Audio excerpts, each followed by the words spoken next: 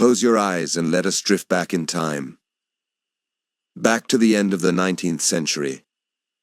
The world was slower, quieter. And in a small Austrian town along the River Inn, a child was born who would one day leave a mark so dark the entire century would remember him. The town was called Braunau am Inn, a quiet place of cobblestone streets, church bells, and wooden houses. The river flowed steadily, carrying whispers of the old Austrian Empire, an empire that stretched wide, holding many peoples, many languages, many faiths. And it was here, on April 20th, 1889, in a modest inn, that Adolf Hitler entered the world. A father of stern shadows. His father, Alois Hitler, was a customs officer. He was a man of order, discipline, and distance. Alois had worked his way up from humble beginnings, changing even his name along the way, seeking respect and authority in a society that valued rank. He was strict, often harsh, and not a man of gentle affection. He wanted his children to be strong, obedient, and ready to serve the empire. For young Adolf, this stern figure stood like a wall, tall, commanding, often unapproachable. Conversations were few, and when they happened, they were often lectures or reprimands. To a frail boy with dreams that soared beyond the classroom walls, Alois was a constant reminder of duty, not of love, a mother of soft devotion. His mother, Clara, was the opposite. Gentle, kind, endlessly patient. She adored her children, and especially Adolf, who clung to her with deep devotion. Clara's care was the warmth in his childhood. In a household marked by a father's cold authority, she was the light, the comfort, the gentle hand upon the forehead of a sick child. Adolf was often sick, thin, pale, struggling with weak health. He stayed close to his mother's side, watching her sew, listening to her voice, finding in her presence a shelter against the storms of his father's temper. This bond would shape his emotions for years to come, a love so intense that when she later fell ill, the wound would cut him deeper than anything else. The Austrian patchwork. The world outside their home was a patchwork of cultures. The Austro-Hungarian Empire was vast. Germans, Hungarians, Slavs, Jews, Czechs, Poles, Croats, Italians, all living under the same crown. In Braunau, one could hear many tongues on the street. For young Adolf, however, there was already a sense of belonging to one group more than the others. He began to show fascination with German nationalism, the idea that German-speaking people should stand above others, united and strong. Even as a child, he noticed differences, absorbed ideas, and shaped them into a worldview that would one day become central to his beliefs. But in these early years, it was still just a seed, one voice among many in the bustling, multi-ethnic world around him. A boy of dreams and defiance, school was a struggle. Adolf could be bright, imaginative, even talented in certain subjects. But he was also stubborn, easily distracted, and uninterested in rules. He dreamed not of numbers and facts, but of colors and lines, of art. He would sketch buildings, landscapes, and imagine scenes. Teachers often grew frustrated. Some saw him as capable but undisciplined, too quick to challenge authority. Others dismissed him as lazy. Adolf's grades reflected this tension, good in subjects he liked, poor in those he resisted. His father demanded he study practical subjects, perhaps even follow in his footsteps as a civil servant. But Adolf resisted. Inside him was a pride that refused to bend, a conviction that he was destined for more than ordinary life. It was here, in the classrooms of Linz, that the pattern emerged, dreams colliding with discipline, ambition clashing with authority. The death of a father. When Adolf was 14 years old, his father Alois suddenly died of a lung hemorrhage. The stern voice of the household was silenced. For Adolf, this brought a strange freedom. The force that had pushed him toward a bureaucrat's future was gone. Now his dreams of art, of freedom, of escaping into imagination seemed closer. But the absence of a father also deepened his dependence on his mother. Clara became everything: parent, friend, guardian. Adolf drew even nearer to her, her approval and affection becoming the center of his young world. The fragile years. The years that followed were fragile. Adolf grew into a teenager with restless energy. He loved to read tales of German heroes, operas by Wagner, and stories that filled his mind with visions of destiny. At the same time, he wandered the streets, sketchbook in hand, dreaming of a future as an artist. School, however, continued to disappoint. His stubbornness grew sharper. His pride became heavier. He argued with teachers, ignored assignments, and drifted further from academic success. To those around him, he seemed a boy of wasted potential. To himself, he was simply waiting for the world to recognize his genius. The illness of his mother. In 1907, when Adolf was 18, tragedy came. Clara, the one person he loved above all else, fell ill with breast cancer. The household darkened. The walls echoed with worry. Adolf, desperate, stayed by her side, unable to imagine life without her. Doctors came and went. Pain treatments were given, including the harsh medicines of the time. But nothing stopped the illness. On December 21st, 1907, Clara died. For Adolf, it was devastation. He collapsed into grief so deep it nearly consumed him. The woman who had been his anchor, his warmth, his refuge from the world was gone. Those who knew him said he wept uncontrollably. He seemed adrift, untethered, lost. The boy who had been frail, sickly, and stubborn was now truly alone. The dream of an artist. In the silence that followed his mother's death, one dream remained: to become an artist, to rise above the ordinary world of clerks and officers, to create beauty, to capture grandeur, to shape destiny with brush and canvas. It was a fragile dream, but it gave him purpose. He packed his belongings, sketches, and hopes and set his eyes on Vienna, a city of art, music, and culture, a place where, he believed, his talent would finally be recognized. As he left his small Austrian beginnings behind, he was not yet the figure history would remember. He was still just a young man, wounded by loss, restless in ambition, chasing an artist's dream. But within him, seeds were already planted: pride, resentment, nationalism, and a longing for greatness. Seeds that would one day grow into something far darker. Vienna. A city of music, culture, and grandeur. A city of golden domes, wide boulevards, and the hum of carriages over cobblestones. When young Adolf Hitler arrived here in 1907, he carried little more than a suitcase, a folder of drawings, and a fragile dream: to become an artist. The grief of his mother's death still weighed heavy on him, but Vienna promised escape. Here was the beating heart of the Austro-Hungarian Empire. Here were galleries, operas, theaters, and the great Academy of Fine Arts.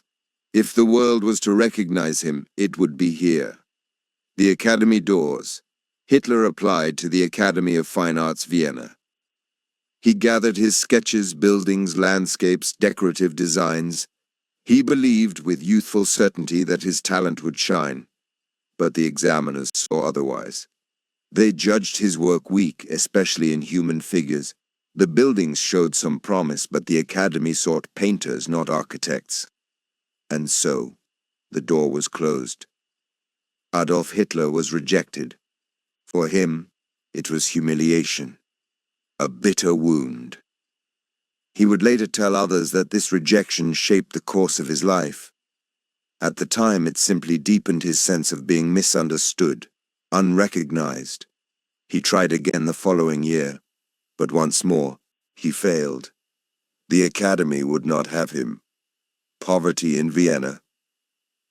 With his dream denied, Adolf slipped into hardship. He lived in poor lodgings, then in hostels for the homeless.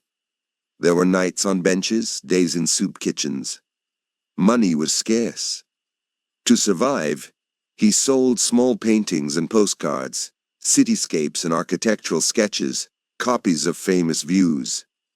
He painted watercolors of Vienna's landmarks, the Karlskirche, the Opera House, the Ringstrasse. Tourists and small shopkeepers sometimes bought them.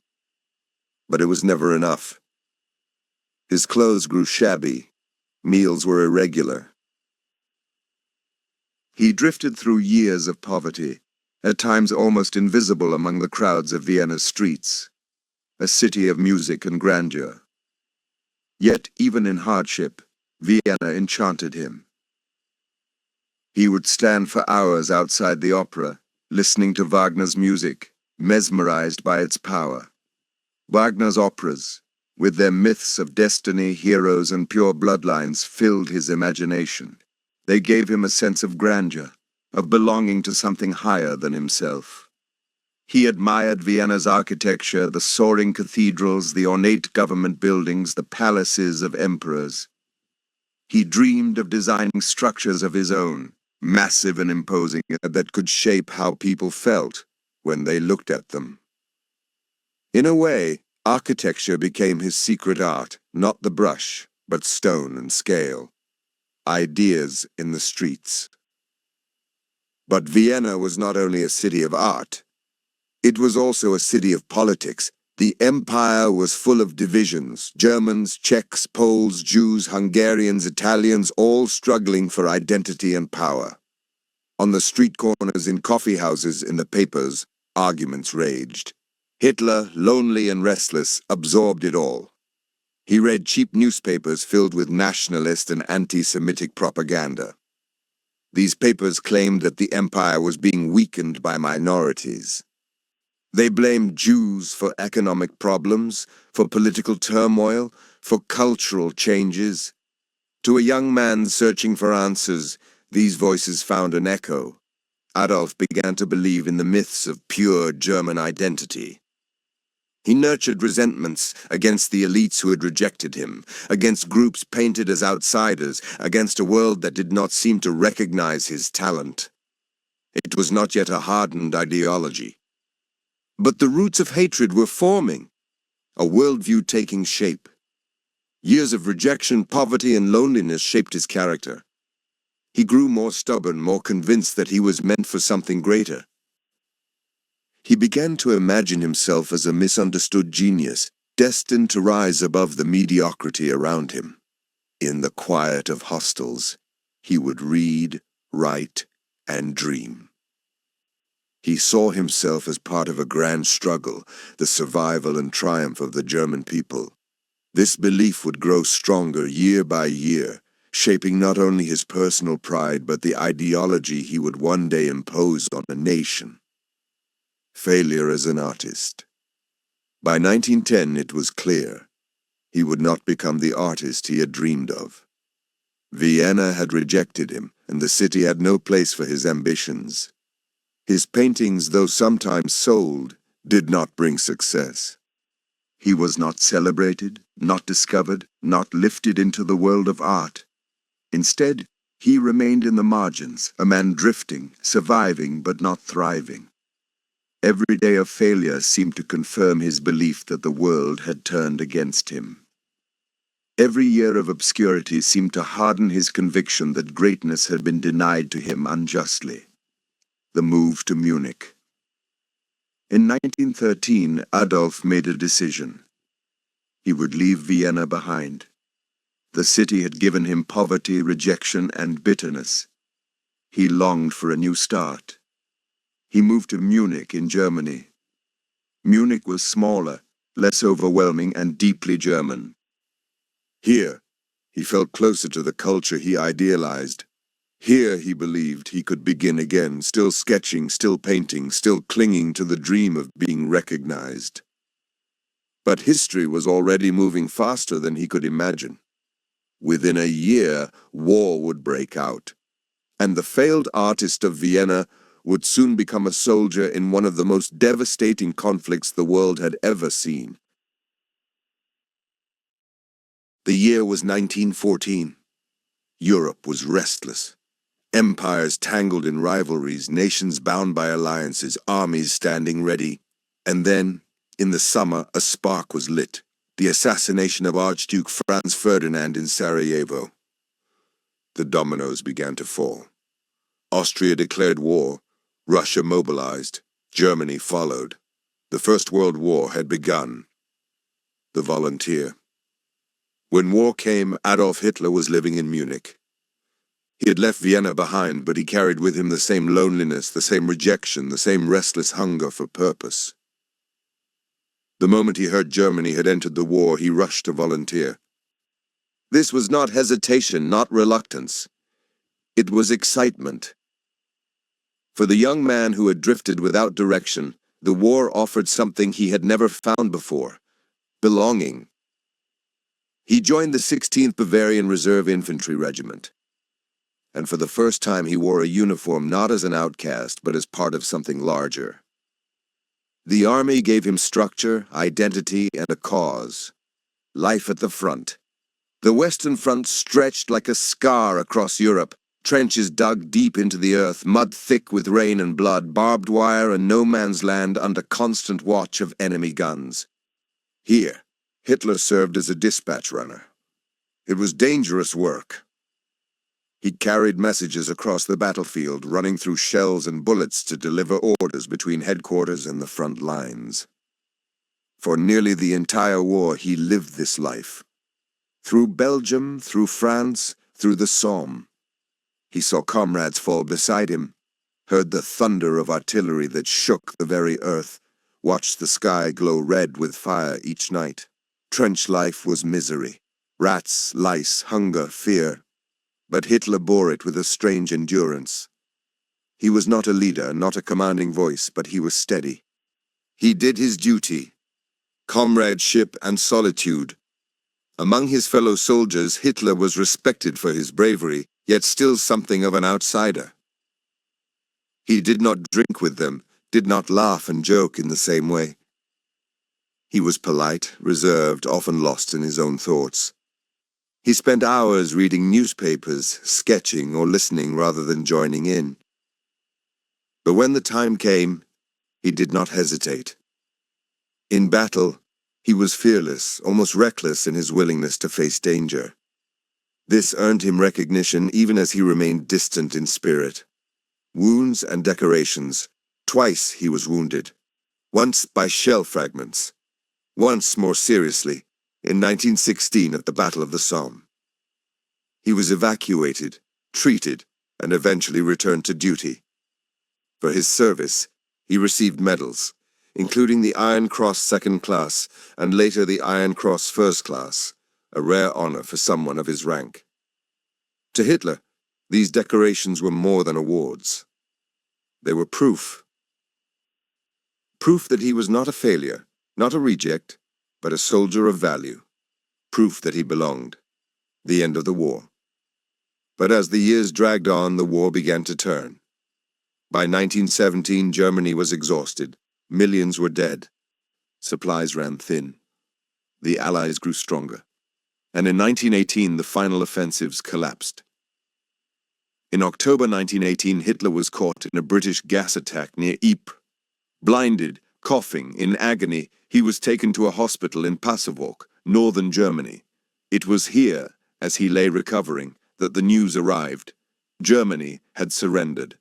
The Kaiser had abdicated. The monarchy was gone. The empire broken. For many Germans this was devastation, for Hitler it was unbearable. The stab in the back myth. In the hospital ward Hitler wept. The world he believed in, strong Germany, proud army, united people, seemed shattered. He could not accept that the army had been defeated in the field. Instead, like many others, he embraced the idea that Germany had been stabbed in the back. The myth claimed that traitors at home, Jews, Marxists, politicians, had betrayed the nation while the soldiers fought bravely. It was not true, but it became a powerful story, one that explained defeat not as weakness, but as treachery. For Hitler, lying in that hospital, it became a seed of obsession. Aftermath. Germany in chaos. The war was over, but peace did not bring peace. Germany collapsed into chaos. Revolution broke out. The Kaiser fled to Holland. New leaders declared a republic. Street battles raged between communists and nationalists. The economy crumbled. Food was scarce. Hunger spread. Returning soldiers felt betrayed, unwanted, abandoned. Adolf Hitler, discharged and directionless once more, wandered back into this broken Germany. He had gone into the war as a failed artist, searching for belonging. He came out as a decorated soldier, humiliated by defeat, clinging to bitterness and myths of betrayal.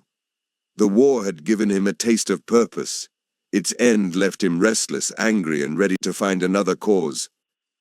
And in the years to come, that cause would not be art, but politics. The war was over. But peace did not come to Germany. Instead, the country was plunged into chaos.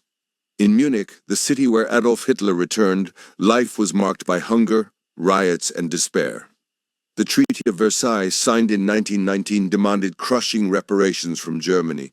Territories were lost, the army was reduced, pride was broken.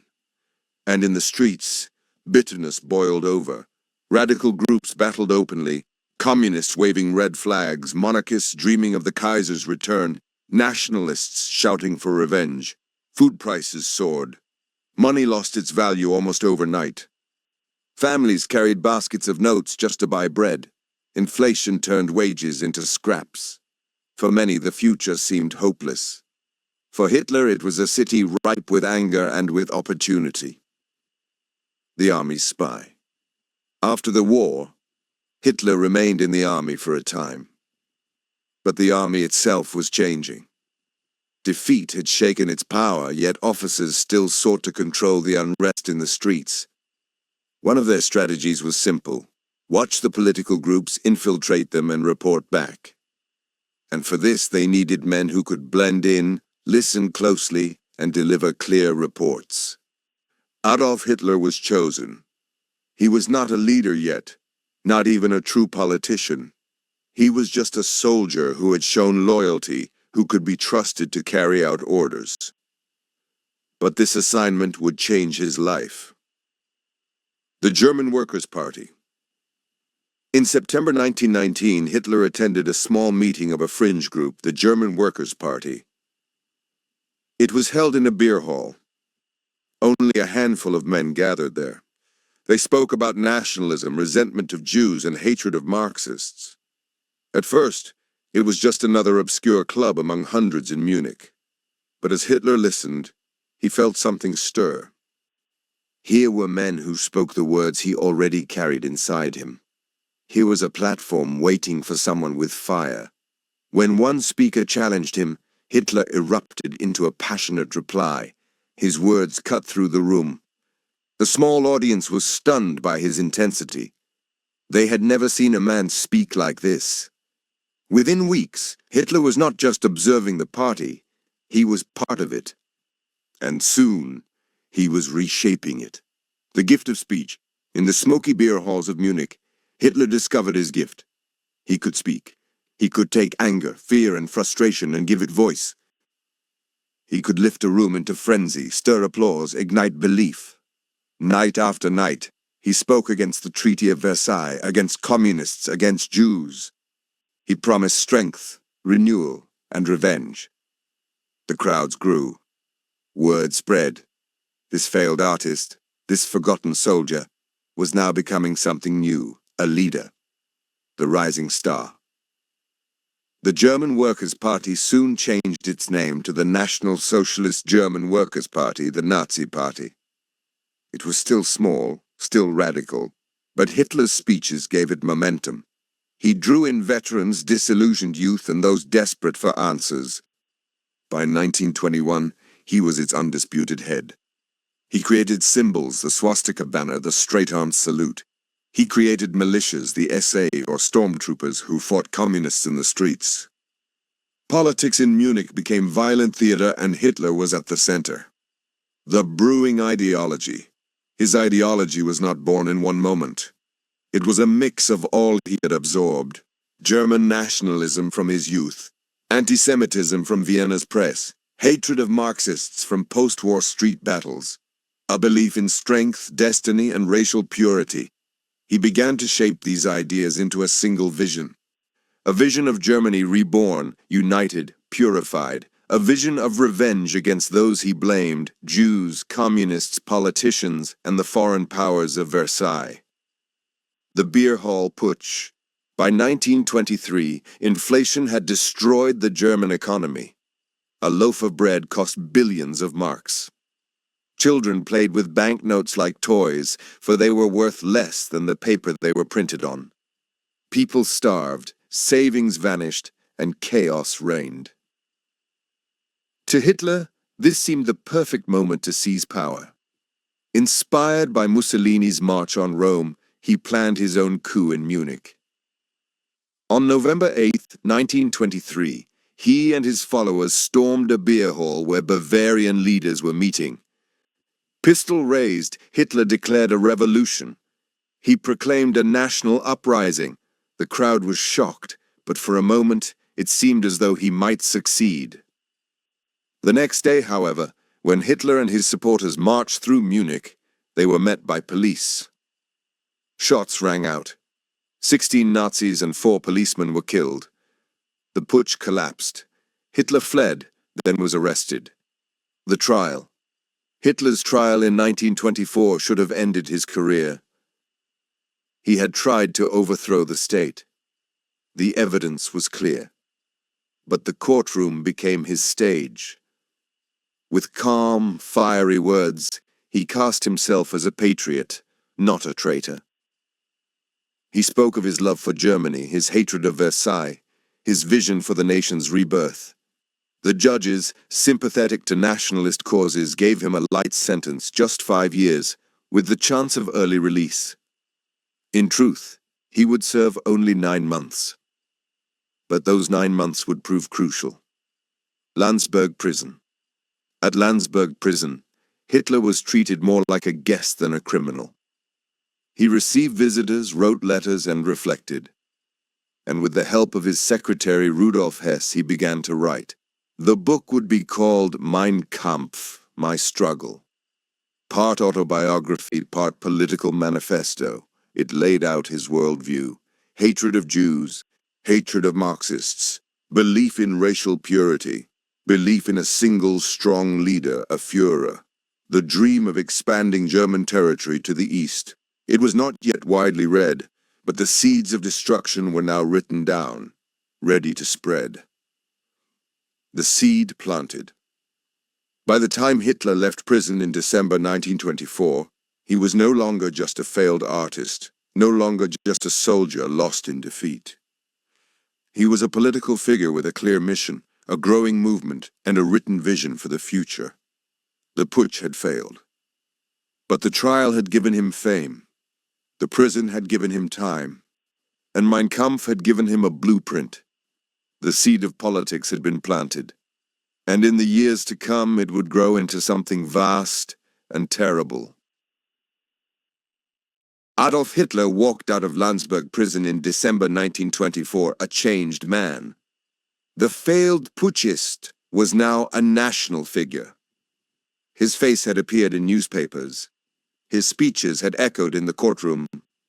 His book, Mein Kampf, carried his words beyond the walls. But the world outside had also changed. The Nazi Party was banned, its leaders scattered. Germany itself seemed to move toward stability. The mid-1920s brought a fragile recovery, loans from America, calmer politics, and a republic that, for a moment, appeared to steady itself. Hitler could not yet seize power. He would have to wait. And so began nearly a decade of patience, propaganda, and preparation. Rebuilding the party. When he was released, Hitler found the Nazi Party fractured.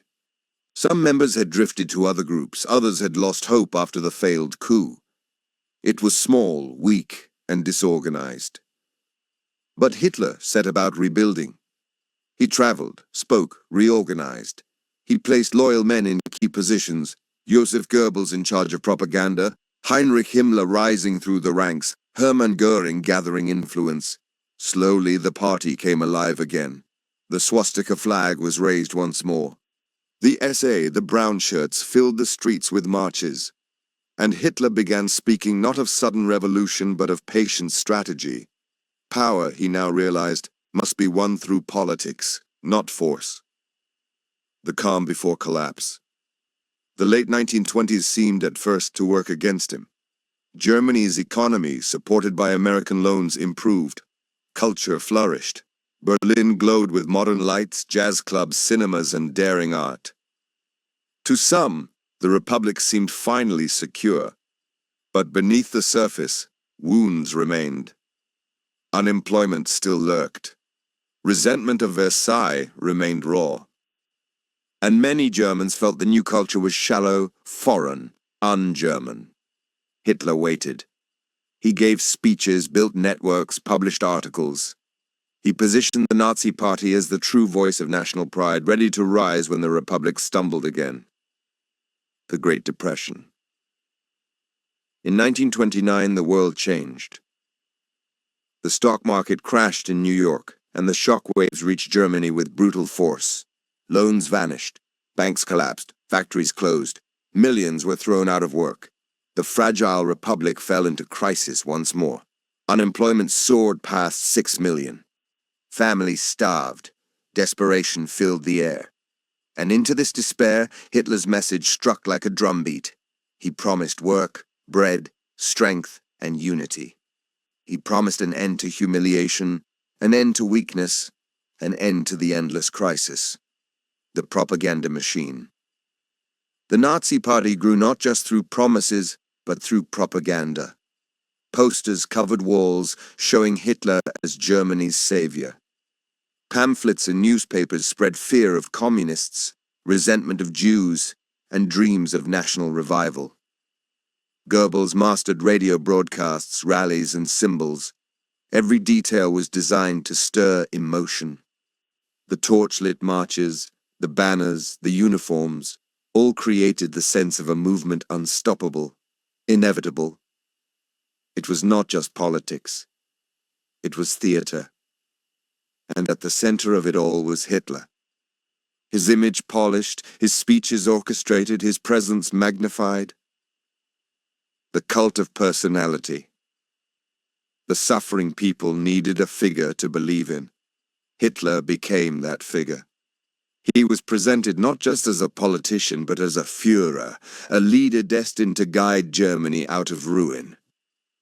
Crowds packed into halls to hear him speak. Tens of thousands gathered at rallies, their voices echoing in unison. For those who followed him, he seemed almost messianic, the man who could restore pride, end chaos, and make Germany strong again. This cult of personality grew rapidly, binding the party together and drawing in millions.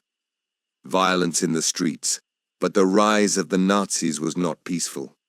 The SA, dressed in brown uniforms, fought battles in the streets. Clashes with communists turned neighborhoods into war zones. Beer halls rang with fists, batons, and gunfire. Violence became a weapon, a way to intimidate, to dominate, to show power. At the same time, Hitler positioned himself as the one man who could bring order to the chaos his own men helped create. It was a dangerous dance, and it worked. Political maneuvering. By 1930, the Nazis surged in elections. They won 107 seats in the Reichstag, making them the second largest party in Germany. Still, they lacked majority power. Hitler bided his time. He met with industrialists, assuring them he would protect their interests. He courted conservatives, promising to fight communism above all. Behind closed doors, deals were struck, handshake, and compromises made. To many of Germany's elites, Hitler seemed dangerous but useful. They believed they could control him, tame him, harness his popularity for their own ends. They were wrong. The breakthrough, the early 1930s, were Germany's darkest years. The depression deepened. Unemployment soared. Street violence grew unbearable. In July 1932, the Nazis won 37% of the vote, the largest party in the Reichstag. Hitler demanded the chancellorship. At first, President Hindenburg refused. He distrusted the upstart corporal. But pressure mounted. The Republic could not govern. Parliament was paralyzed. Germany seemed on the edge of collapse. Conservatives around Hindenburg made their decision. Better Hitler in power than communists in the streets. They thought they could keep him as a figurehead. They believed they could box him in. January 30th, 1933. And so, on January 30th, 1933, Adolf Hitler was appointed Chancellor of Germany. It was the turning point. The man who had once lived in homeless shelters, who had failed as an artist, who had been rejected and imprisoned, now stood at the head of a nation of 60 million.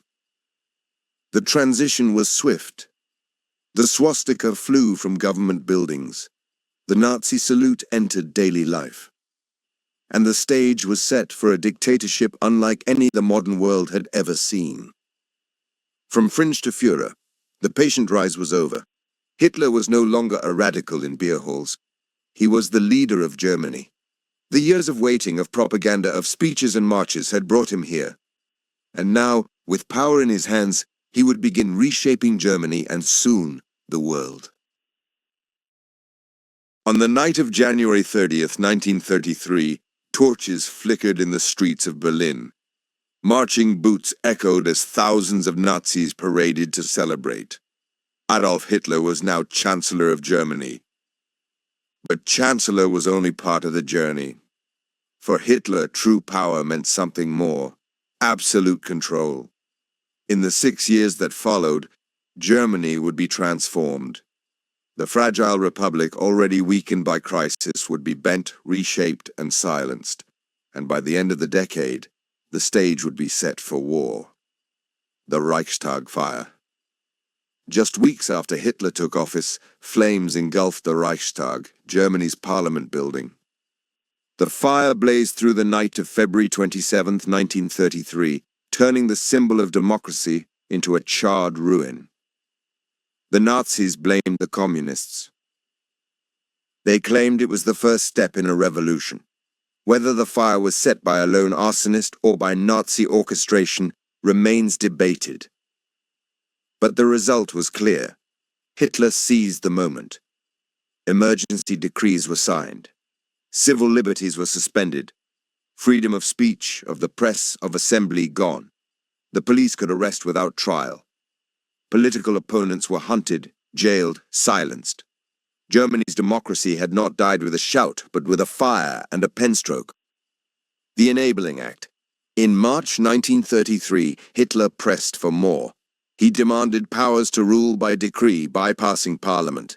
The law was called the Enabling Act. Nazi stormtroopers surrounded the vote, intimidating deputies. Inside, speeches were made under threat. The act passed. From that moment, parliament was meaningless. The Weimar Republic was finished. Germany was no longer a democracy. It was a dictatorship. Eliminating opposition, over the next year, Hitler moved ruthlessly. Trade unions were abolished. Other political parties were dissolved. Germany became a one-party state. But even within the Nazi movement, Hitler saw rivals.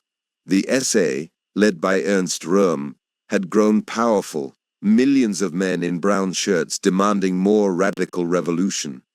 Röhm spoke of merging the army with the SA, a threat to Hitler's plans. In June 1934, Hitler struck. It became known as the Night of the Long Knives. SA leaders were arrested, shot, executed. Old enemies were also targeted. By the time the purge ended, Hitler's authority was unquestioned. The army, reassured, swore loyalty to him personally. Hitler as Führer.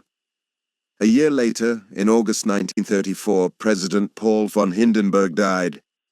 With him gone, the old balance of power ended. Hitler merged the offices of President and Chancellor. He declared himself Führer, leader of Germany. The army, once loyal to the state, now swore its oath directly to him. Every soldier pledged not to Germany, but to Adolf Hitler himself. The tools of terror. To enforce his rule, Hitler relied on fear. The SS, once his bodyguard, grew into a vast organization of black uniformed enforcers, commanded by Heinrich Himmler. The Gestapo, the secret police, hunted dissent, listening at doors, reading letters, planting informants. Concentration camps were built first for political prisoners, then expanding into something far darker. Germany became a place where criticism could mean arrest, where neighbors reported neighbors, where silence was survival. Propaganda and the cult of image. At the same time, Hitler built not only fear, but fascination. Under Joseph Goebbels, propaganda filled every corner of life. Radios broadcast Hitler's speeches into homes. Posters and films glorified his image. Schoolchildren learned songs of loyalty. Mass rallies in Nuremberg drew hundreds of thousands, choreographed with banners, torches, and chants that echoed like thunder. For many Germans, the spectacle felt like destiny unfolding before their eyes. The Führer was not just a man. He was portrayed as Germany itself. Economic revival. But it was not only fear and propaganda. For millions of ordinary Germans, daily life seemed to improve. Unemployment, once in the millions, dropped. Massive projects, autobahns, public works, factories gave jobs and hope. Rearmament secretly rebuilt the army, creating industries that thrived again. Volkswagen cars were promised as a symbol of prosperity. To many, Hitler appeared as the man who had restored pride, who had taken a broken nation and given it new strength. Behind the scenes, debts and militarization carried the weight, but for now, the revival worked. The persecution intensifies. While some Germans felt renewed, others faced growing terror. The Nazis passed laws excluding Jews from civil service, from professions, from schools. The Nuremberg laws of 1935 stripped Jews of citizenship, banning marriage with Aryans. Step by step, rights vanished. Violence followed words. On the night of November 9, 1938, windows shattered across Germany. Synagogues burned. Shops were looted. Jewish homes were attacked. It became known as Kristallnacht, the night of broken glass. It marked a turning point.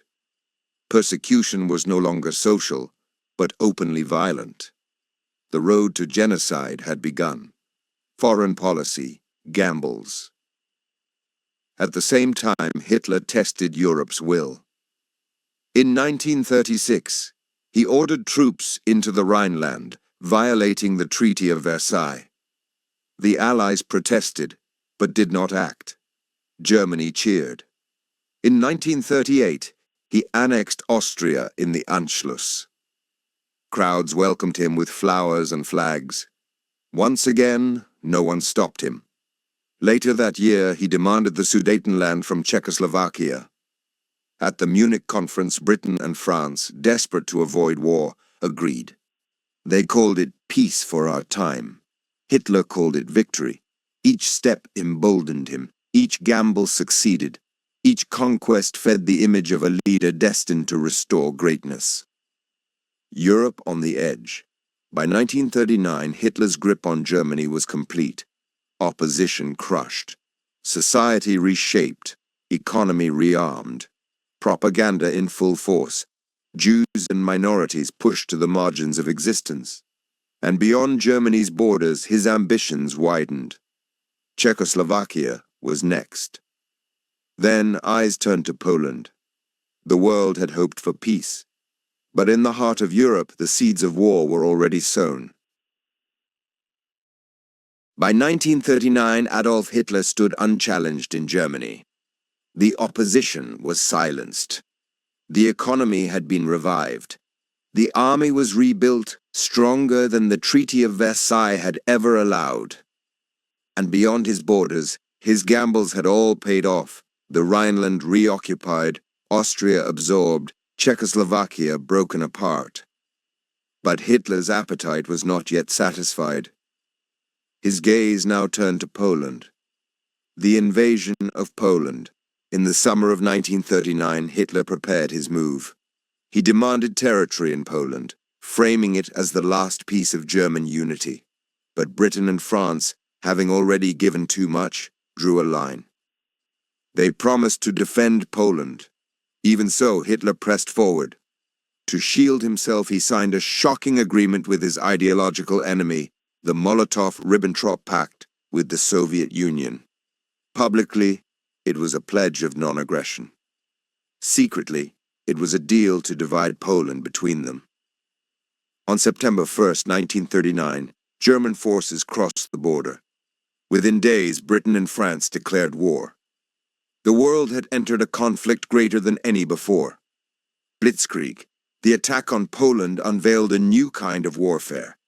It was called Blitzkrieg, lightning war. Tanks surged forward, supported by dive bombers screaming from the sky. Infantry advanced rapidly behind them. The strategy was speed, shock, and overwhelming force. Poland was crushed in weeks. The Soviets moved from the east, carving up their share of the spoils. The world was stunned. Germany, once bound by defeat and weakness, now appeared unstoppable. Rapid conquests. In the spring of 1940, Hitler struck again. His armies swept into Denmark and Norway. Soon after, he launched his assault on the west. The Netherlands and Belgium fell quickly. Then came France. The French army, thought to be strong, collapsed under the rapid German assault. Paris was occupied by June. In 6 weeks, Germany had done what it could not achieve in 4 years of the First World War. Europe fell silent in shock. Hitler stood at the height of his power. His conquests stretched across the continent. Britain resists. Only Britain remained defiant. Led by Winston Churchill, the island nation refused to surrender. In the summer of 1940, Hitler prepared for invasion.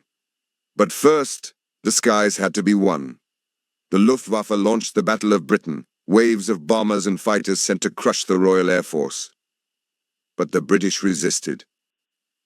Fighter planes roared over the Channel, radar-guided defenses, and the few, as Churchill called them, held the skies. When bombing of cities, the Blitz, failed to break morale, Hitler abandoned the invasion. It was his first defeat. Britain stood, scarred but unbroken. Hitler at his peak. Still, by late 1940, Hitler seemed invincible. Germany controlled most of Europe. Italy under Mussolini was his ally. The Soviet Union, for now, was his partner. At home, he was adored, hailed as the man who had restored Germany's strength. Foreign leaders feared him. Millions cheered him. In just 7 years, he had risen from a chancellor appointed in compromise to the master of continental Europe. But within these triumphs, shadows grew. The machinery of persecution. Even as armies marched, the machinery of persecution expanded. Jews in occupied Poland were forced into ghettos, walled-off sections of cities where hunger and disease spread. The Einsatzgruppen, mobile killing squads, followed the German army east, executing Jews, communists, and other perceived enemies.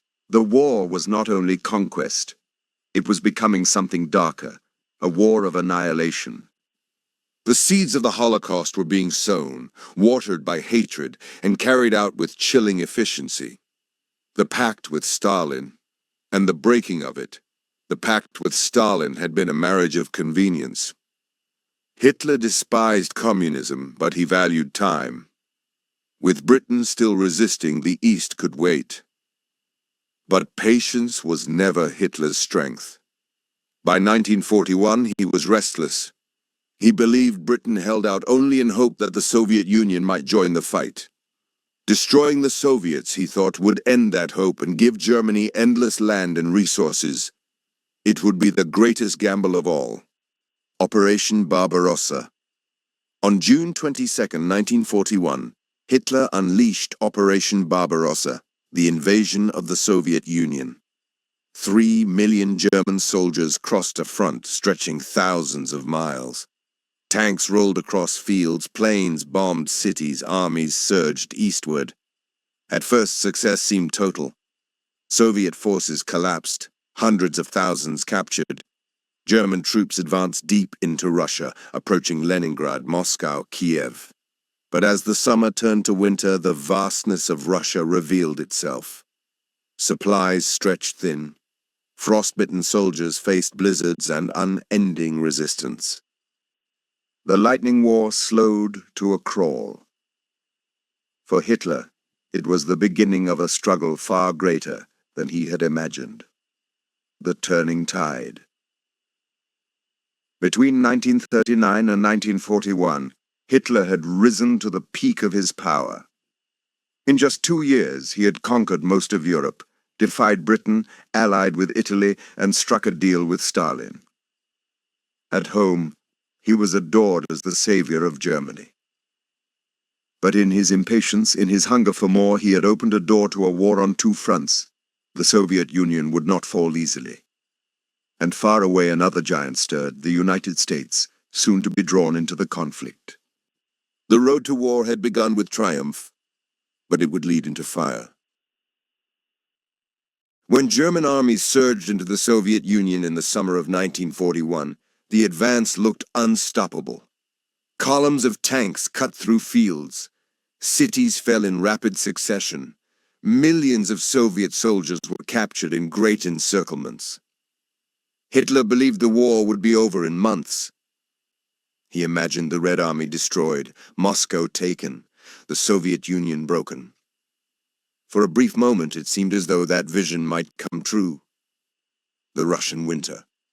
But the vastness of Russia was merciless. As autumn rains turned roads into oceans of mud, German supply lines broke down.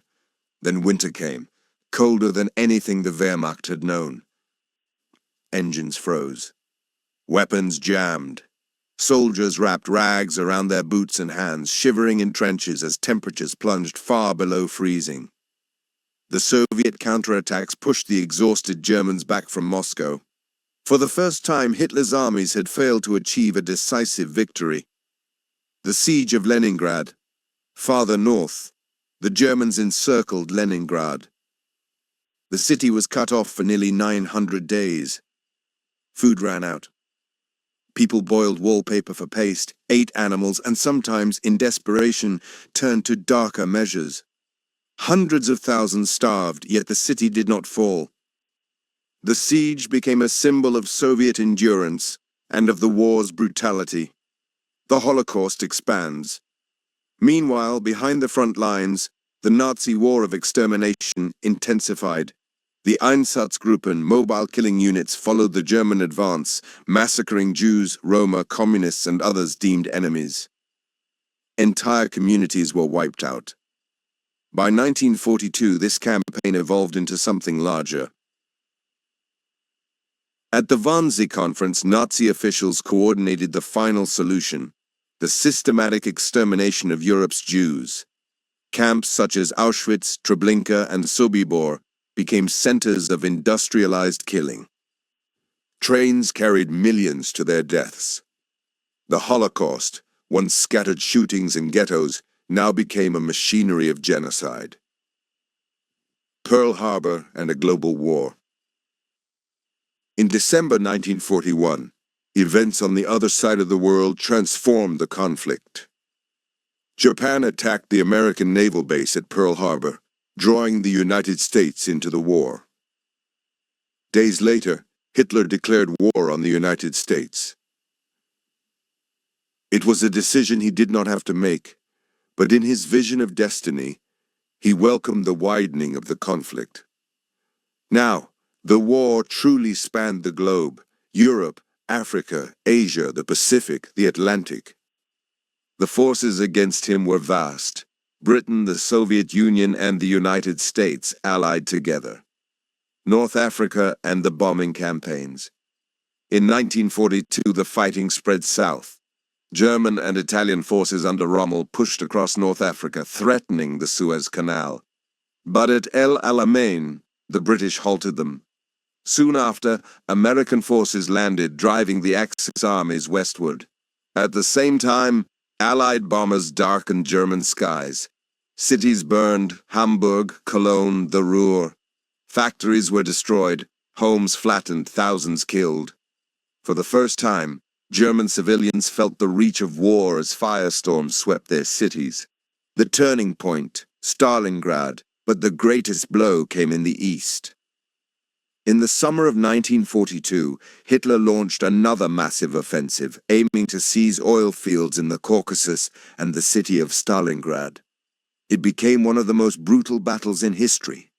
Street by street, building by building, Germans and Soviets fought in the ruins. The city turned into rubble, every house contested. Through the bitter winter of 1942-43, the Soviets encircled the German Sixth Army. Cut off, starving, freezing, they surrendered in February 1943. Nearly 300,000 Axis troops were lost. It was the first great disaster for Hitler's armies, and it marked a turning tide. Decline of the Führer. As defeats mounted, Hitler's health and mind began to waver. He grew more isolated, retreating into his headquarters, giving orders disconnected from reality. His temper flared. He mistrusted his generals, dismissed bad news, and clung stubbornly to visions of destiny. For years he had risen through triumph after triumph. But now, in the fire of global war, the invincibility he once projected began to crack. Clinging to destiny. Still, even in the face of setbacks, Hitler refused to bend. He insisted Germany must fight on. He believed fate had chosen him, that history demanded victory. The greater the losses, the more fiercely he clung to that belief. But the world was shifting. The Allies had momentum. The Soviet Union had endured. America's vast power was only beginning to unfold. The inferno Hitler had unleashed was now consuming not only Europe, but the Reich itself. The year was 1943. What had begun as triumph now turned to retreat. The empire Hitler had stretched from the Atlantic to the gates of Moscow was beginning to crumble. The Italian campaign. After victories in North Africa, the Allies crossed the Mediterranean. In July 1943, they landed in Sicily. Italian defenses collapsed and Mussolini's government was overthrown. Germany rushed in to occupy the country, rescuing Mussolini and keeping him as a puppet. But the Allies pressed north. Italy became a grinding battlefield, mountain by mountain, village by village. The German army fought fiercely, yet each year the Allies advanced. For Hitler, it was a painful echo, another front opening, another drain on men and machines. The Eastern Front breaks. To the east, the Soviet Union struck back with growing strength. At Kursk, in 1943, the largest tank battle in history, German forces tried one last great offensive. They failed. From then on, the Red Army pushed westward relentlessly. City after city was retaken. By 1944, Soviet troops were in Poland, Romania, the Baltic states. The once vast territory of Hitler's conquests shrank under the weight of Soviet steel. Millions of German soldiers fought desperately, but the numbers were against them. The East became a tide they could not hold back. The Western Front returns. On June 6, 1944, the Allies launched D-Day, the largest seaborne invasion in history. Hundreds of thousands of troops stormed the beaches of Normandy. Despite German defenses, the Allies broke through. From there, France was liberated. Paris rose in joy as German forces retreated. Belgium and the Netherlands followed. By late 1944, the Allies stood at Germany's western borders. The Reich, once expanding, was now encircled. Hitler in the bunker world. As Germany shrank, Hitler withdrew deeper into isolation. He lived in headquarters like the wolf's lair in East Prussia, surrounded by concrete and guards. Later, as the Soviets closed in, he moved to Berlin, into the underground Führer bunker. There, cut off from the outside world, he pored over maps, shifted imaginary divisions, and gave impossible orders.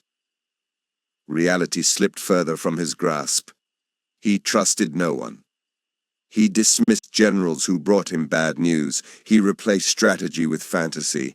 Paranoia and purges, mistrust spread like poison. Generals who questioned him were sacked. Some were arrested, others executed. The failed July 20th, 1944 assassination attempt, when officers placed a bomb in his conference room, deepened his paranoia. Though Hitler survived, shaken and wounded, he unleashed brutal reprisals. Thousands were arrested. Many were hanged, even old allies. The circle around him grew smaller, tighter, and more fearful. Total war. By 1944, Hitler demanded total war. Every man, woman, and child was to contribute. Factories churned out weapons night and day. Boys as young as 15 were drafted. Cities became fortresses. But the Allied bombing campaign reduced those cities to rubble. Hamburg burned in firestorms. Cologne and Dresden were shattered. Berlin itself lay in ruins, its streets lined with craters and rubble. Millions were dead, families displaced. The nation Hitler promised to revive was collapsing into destruction. The final months. In early 1945, the Allies crossed the Rhine from the west. The Soviets smashed through Poland and advanced into Germany from the east. Two great armies closed in, squeezing the Reich to its heart. Hitler, now frail and ill, stayed underground in Berlin. He ranted of betrayal, of destiny, of miracles that never came. He ordered armies that no longer existed to attack. He dreamed of divisions that were only names on paper. By April, Berlin was encircled. The Red Army poured into the city street by street, block by block. Artillery shells shook the ground above the bunker. The empire was finished. Germany in ruins. The collapse was total. From Norway to Greece, from France to Poland, German occupation vanished. Millions lay dead across Europe. Cities that had once been proud centers of culture were smoldering ruins. Refugees filled the roads. The Reich, which Hitler had promised would last 1,000 years, had lasted 12. By the spring of 1945, the Reich was collapsing. From the west, Allied armies crossed the Rhine and swept into Germany. From the east, the Red Army surged across Poland and into Berlin itself. The city, once the proud capital of Hitler's empire, was reduced to rubble. And deep beneath those ruins, in a concrete shelter known as the Führer bunker, Adolf Hitler spent his final days. Life in the bunker. The bunker was a world apart, a labyrinth of rooms under the Chancellery garden, sealed off from daylight, thick with damp air and cigarette smoke. Above, artillery pounded Berlin night and day. Inside, the mood shifted between tense silence and nervous chatter. Hitler, once the commanding figure of mass rallies, was now pale and frail. His hands trembled. His steps shuffled. Doctors whispered of Parkinson's disease, of exhaustion, of the toll of years of war. Visitors described a man consumed by bitterness. He raged against his generals for betrayal. He blamed the German people for not being strong enough. Yet even then he clung to the fantasy of destiny. Some miracle, he believed, would still appear, a counterattack, a new weapon, a reversal of fortune. But no miracle came. Marriage to Eva Braun. Through it all, one companion remained at his side, Eva Braun. She had been with him since the 1920s, often kept in the background, hidden from public view. Now, in the bunker's final days, she chose to stay with him, even as others fled. On the night of April 29, 1945, as Soviet troops closed in, Hitler and Eva were married in a brief civil ceremony. The witnesses toasted with champagne, though the air was heavy with despair. It was not a grand wedding, not a celebration, but a final act of loyalty in a world falling apart. The Last Testament.